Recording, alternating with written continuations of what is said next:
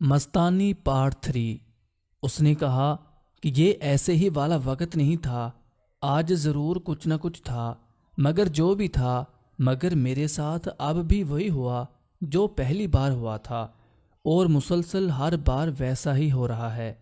اس بار تم نے وقت تو زیادہ لگایا، مگر میں پھر سے تیار ہو گئی تھی اور پھر تم جلد ہی فری ہو گئے۔ انہوں نے کہا کہ اچھا چلو کوئی بات نہیں، اب جلدی کرو، اپنے کپڑے پہنو، یہاں سے چلتے ہیں۔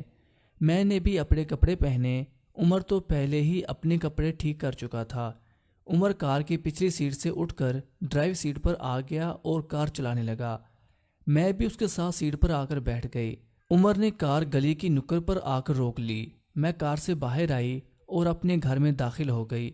گھر میں داخل ہوئی تو سب کے کمروں کے دروازے ویسے ہی بند تھے جیسے میرے جانے سے پہلے بند تھے۔ میں نے پہلے ماں اور ابو کے کمرے کو دیکھا۔ ماں اور ابو ویسے ہی کپڑوں کے بنا ہی لیٹے ہوئے تھے۔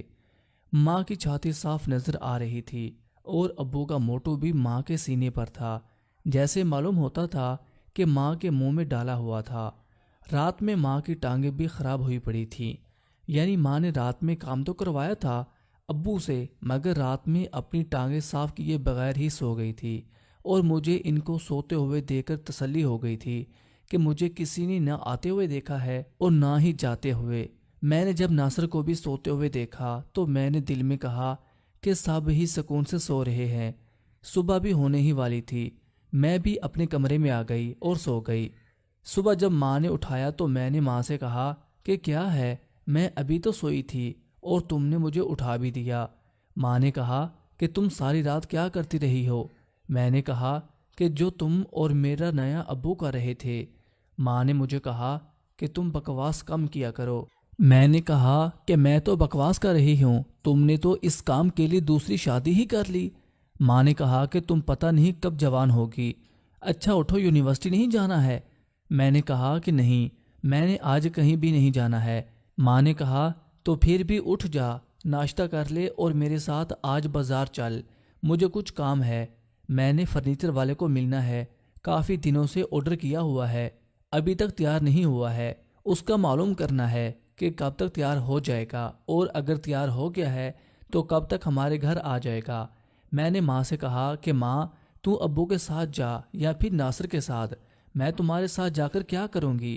ماں نے کہا تو اٹھ جا، ہم نے ہی جانا ہے، تیرا باپ بھی فری نہیں ہے اور ناصر بھی کالج گیا ہوا ہے، میں نے اکیلی نہیں جانا تھا۔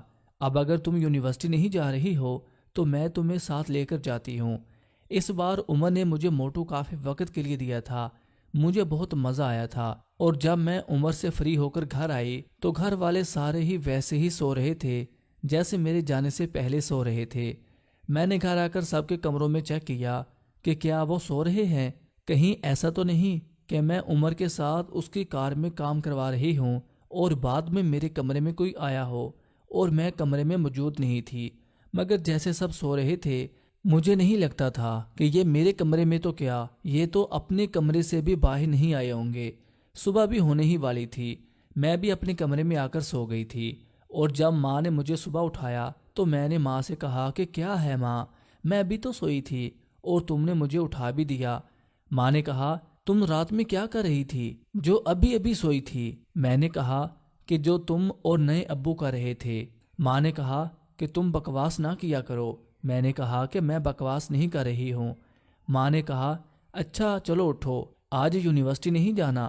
میں نے کہا کہ آج میں نے کہیں بھی نہیں جانا ہے۔ ماں نے کہا کہ اچھا تو پھر بھی اٹھ تو جاؤ نا، ناشتہ کر لو، اور آج میں نے بازار جانا ہے، تم میرے ساتھ چلو۔ میں نے کہا کہ بازار کیا کرنے جانا ہے؟ ماں نے کہا کہ میں نے فرنیچر دیا ہوا ہے تیار کرنے کے لیے، اس کا معلوم کرنا ہے کہ کب تک تیار ہو جائے گا، اگر تیار ہو گیا ہے تو کب تک مل جائے گا۔ میں نے کہا کہ پھر تو ابو کے ساتھ جا یا پھر ناصر کے ساتھ جا، میں جا کر کیا کروں گی؟ ماں نے کہا کہ وہ دونوں ہی فری نہیں ہیں تو میں نے انہیں ہی ساتھ لے کر جانا تھا، چل اب تو اٹھ جا اور ناشتہ کر لے۔ میں نے ناشتہ کیا اور ماں کے ساتھ فرنیچر بازار چلی گئی۔ کمرے میں بیٹھے فرنیچر والے سے بات کرنے لگے، اور پھر فرنیچر والے نے کہا کہ آ جائیں، میں آپ کو فرنیچر دکھا دیتا ہوں کتنا تیار ہوا ہے، اور باقی کا جلد ہی تیار ہو جائے گا۔ جیسے ہی تیار ہو جائے گا میں آپ کے گھر پہنچا دوں گا۔ میں بھی ماں کے ساتھ فرنیچر دیکھنے کے لیے اٹھی تو ماں نے کہا کہ تم یہاں ہی بیٹھو، میں دیکھ کر آتی ہوں۔ مجھے ماں کا ایسے روکنا اچھا نہیں لگا تھا۔ میں نے کہا کہ میں بھی دیکھ لوں گی نا کہ فرنیچر کیسا ہے۔ ماں نے کہا کہ تم بعد میں دیکھ لینا، پہلے میں دیکھ آتی ہوں۔ میں نے بھی زیادہ بحث نہیں کی اور بیٹھ گئی کہ جائیں آپ ہی دیکھ آئیں۔ میں وہاں ہی بیٹھ گئی۔ کمرے میں اور کوئی بھی نہیں تھا۔ مجھے ویسے ڈر بھی لگ رہا تھا کہ ماں مجھے اکیلا چھوڑ کر جا رہی ہے، مگر سکون بھی تھا کہ ساتھ والے کمرے میں ہی تو گئی ہیں، آ جائیں گے ابھی تھوڑی دیر میں۔ میں کافی دیر تک انتظار کرتی رہی مگر ماں نہیں آئی۔ میں نے سوچا کہ ایسا کون سا فرنیچر ہے جو ابھی تک دیکھا ہی نہیں گیا ہے۔ میں نے ڈرتے ڈرتے اپنی جگہ سے اٹھ کر دوسرے کمرے میں دیکھا تو میرے تو ہوش ہی اڑ گئے۔ میں نے دیکھا کہ ماں اور وہ فرنیچر والا آدمی بے لباس تھے اور ماں اس کے آگے گھوڑی بنی ہوئی تھی، اور وہ آدمی اپنا موٹو میری ماں کے اندر ڈال کر جھٹکے مار رہا تھا۔ موٹو اندر باہر کر رہا تھا اور میری ماں کو بالوں سے بھی پکڑا ہوا تھا۔ ماں عجیب عجیب سی آوازیں نکال رہی تھی۔ ماں کا سفید بدن مجھے صاف صاف نظر آ رہا تھا اور فرنیچر والے آدمی کا موٹو بھی اندر اور باہر ہوتا بھی میں دیکھ پا رہی تھی۔ میں نے کہا کہ یہ تو فرنیچر دیکھنے گئی تھی اور یہ وہاں جا کر کیا کر رہی ہے؟ تھوڑی دیر میں فرنیچر والا آدمی فری ہوا تو اس نے گھوڑی بنی ہوئی میری اماں کو ساتھ لگا لیا، جیسے نہ جانے کب سے پیاسا تھا اور اب جا کر اس کی پیاس ختم ہوئی ہو۔ اس آدمی نے میری ماں سے کہا کہ تم اتنی دیر بعد کیوں آئی ہو؟ ماں نے کہا کہ میں تو آ جاتی مگر میں نے ایک اور شادی کر لی ہے، اس لیے میں نہیں آ پا رہی تھی۔ آدمی نے کہا کہ کب کی ہے شادی؟ ماں نے کہا کہ میں نے کچھ دن پہلے ہی کی ہے شادی۔ آدمی نے کہا کہ تم نے شادی ہی کرنی تھی تو مجھ سے کر لیتی، کم سے کم ہم ایسے چھپ چھپ کر تو نہ کام کرتے نا۔ ماں نے کہا کہ تم میرا پہلا پیار ہو جوانی کے دنوں کا۔ میں نے سوچا بھی تھا کہ شوہر کو چھوڑنے کے بعد میں تم سے شادی کر لیتی ہوں، مگر پھر میں نے سوچا کہ تم پر تو پہلے ہی بہت زیادہ ذمہ داریاں ہیں اور تم میری اور میرے بچوں کی ذمہ داری نہیں اٹھا پاؤ گے۔ باقی رہی پیار اور ملنے کی بات تو وہ تو میں تم سے ملتی ہی رہتی ہوں نا آ کر، اور جب تمہارا دل کرتا ہے تو تم بھی مجھے بلوا ہی لیتے ہو۔ آدمی نے کہا کہ مجھے اپنی بیوی سے ایسا کر کے اتنا مزہ نہیں آتا ہے جتنا تم سے کر کے آتا ہے۔ ماں نے کہا کہ میں بھی جانتی ہوں اور میرے بھی دو شوہر ہیں، مگر پھر بھی جب میں تمہاری باہوں میں آتی ہوں تو مجھے بہت اچھا لگتا ہے، ورنہ میرا نیا شوہر تو مجھے ہر روز بلکہ رات بھر کپڑے نہیں پہننے دیتا ہے اور اسی حالت میں ہی میں لیٹی رہتی ہوں، اور جب وہ دل کرتا ہے اپنا موٹو میرے اندر کر دیتا ہے۔ کئی بار تو میں سو رہی ہوتی ہوں تو بھی وہ اپنا موٹو میرے اندر ڈال کر لگا رہتا ہے۔ فرنیچر والے آدمی نے ماں کے جسم پر ہاتھ پھیرتے ہوئے کہا کہ تمہارا جسم آج بھی ایسا ہی ہے جیسا کالج کے دنوں میں تھا۔ ماں نے کہا کہ اب چلیں، لائبہ باہر بیٹھی ہمارا انتظار کر رہی ہے۔ آدمی نے کہا کہ ٹھیک ہے چلو چلتے ہیں۔ میں نے بھی سن لیا تھا کہ وہ لوگ اب باہر آ رہے ہیں۔ میں بھی اپنی سیٹ پر آ کر بیٹھ گئی تھی۔ ماں نے آتے ہی کہا کہ چلو چلیں۔ میں نے کہا کہ فرنیچر دیکھ لیا ہے؟ ماں نے کہا کہ ہاں دیکھ لیا ہے، ابھی مکمل طور پر تیار نہیں ہے، جب تیار ہو جائے گا تو تمہارے انکل خود ہی بھجوا دیں گے۔ میں نے کہا تو پھر کیا چلیں ہم؟ ماں نے کہا کہ ہاں چلیں۔ میں سارے راستے یہی سوچتی رہی کہ ماں اگر ابو سے یہ کرنا پسند نہیں کرتی تھی تو ماں نے ابو سے شادی ہی کیوں کی؟ اور پھر اس رات ابو ماں کو جو بول رہے تھے کہ شادی سے پہلے جب میں تمہیں اپنا موٹو دیا کرتا تھا تو تم کہا کرتی تھی کہ مجھے تمہارے موٹو سے ہی سکون آتا ہے، اور اگر ابو کی باتیں سچ تھیں فرنیچر والے آدمی سے یہ کیوں کہا؟ اور اگر یہ آدمی ماں کا جوانی کا پیار تھا تو ماں نے باقی 2 شادیاں کیوں کی تھیں؟ میں ماں کو سمجھ نہیں پا رہی تھی کہ ماں کیا کر رہی ہیں لائف میں اور ایسا کر کیوں رہی ہیں۔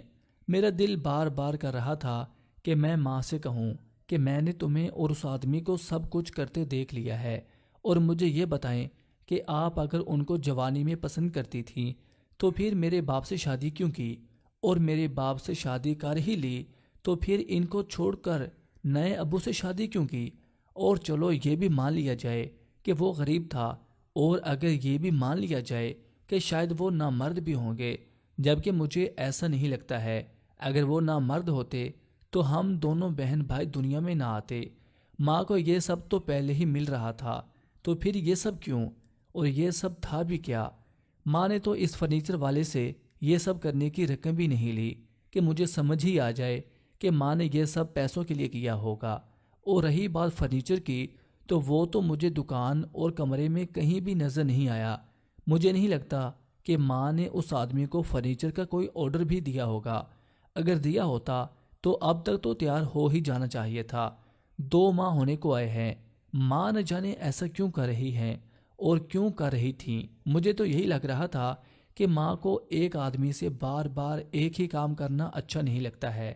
شاید اس لیے کچھ آدمی اپنی لائف میں رکھے ہوئے ہیں، جب ایک سے دل بھر جاتا ہے تو دوسرے کو موقع دے دیا جاتا ہے، مگر انکار کسی کو بھی نہیں کیا جاتا ہے، اور حقیقت بھی کسی کو نہیں بتائی جاتی ہے۔ کوئی حقیقت جان کر کہیں ماں کو چھوڑ ہی نہ جائے، اور مجھ پر خاص طور پر نظر رکھی جاتی تھی کہ میں تو کہیں ایسا نہیں کر رہی ہوں۔ میرے ساتھ کون آتا ہے کون جاتا ہے، اس بات کا خاص خیال رکھا جاتا ہے۔ میں انہی سوچوں میں تھی کہ ہم گھر آ گئے۔ میں گھر میں داخل ہوئی اور سیدھا اپنے کمرے میں چلی گئی۔ ماں نے بھی مجھے کچھ نہیں کہا اور نہ ہی کچھ پوچھا۔ میں کمرے میں گئی اور میں نے عمر کو کال کی اور کہا کہ کہاں ہو تم؟ عمر نے کہا کہ میں تو ابھی یونیورسٹی میں ہی ہوں، تم سناؤ کہاں ہو؟ آج سارا دن نظر ہی نہیں آئی۔ میں نے کہا کہ میں تو آج یونیورسٹی ہی نہیں آئی ہوں، میں تو آج گھر پر ہی ہوں۔ عمر نے کہا کیا بات ہے، طبیعت تو ٹھیک ہے نا؟ میں نے کہا کہ ہاں سب کچھ ٹھیک ہے، میرا دل ہی نہیں کیا آج آنے کو، تو میں آج نہیں آئی بس۔ عمر نے کہا کہ کیا بات ہے، کچھ پریشان محسوس ہو رہی ہو، خیریت تو ہے نا؟ میں نے کہا کہ ہاں ٹھیک ہے، مگر مجھے آج میری ماں نے بہت حیران کر رکھا ہے۔ عمر نے کہا کہ کیوں؟ انہوں نے کیا کیا ہے جو تم ان کی وجہ سے حیران ہو گئی ہو؟ میں نے عمر سے کہا کہ یار رات میں تمہارے ساتھ وہ سب کرتی رہی ہوں تو مجھے صبح جاگ نہیں آئی، میں اٹھ نہیں پائی، تو ماں نے مجھے اٹھایا اور مجھے کہا کہ تم نے آج میرے فرنیچر کا پتہ کرنے جانا ہے۔ میں نے جانے سے منع کیا، مگر ماں نے کہا کہ تم نے یونیورسٹی تو آج جانا نہیں ہے، تو میرے ساتھ فرنیچر دیکھنے چلو، تیار ہو جاؤ، اور اگر تیار ہو گیا ہے تو معلوم تو ہوگا نا کہ کب تک ہمارے پاس آ جائے گا۔ اس ناول کا اگلا حصہ نئی آنے والی قسط میں اپلوڈ کیا جائے گا۔ اگر آپ کو ہماری نالج پسند آئی ہو تو پلیز چینل کو سبسکرائب کر لیں اور ساتھ دیے گئے بیل آئیکن کے بٹن کو کلک کر دیجیے تاکہ ہماری نئی آنے والی قسط آپ کو آسانی سے مل سکے۔ شکریہ۔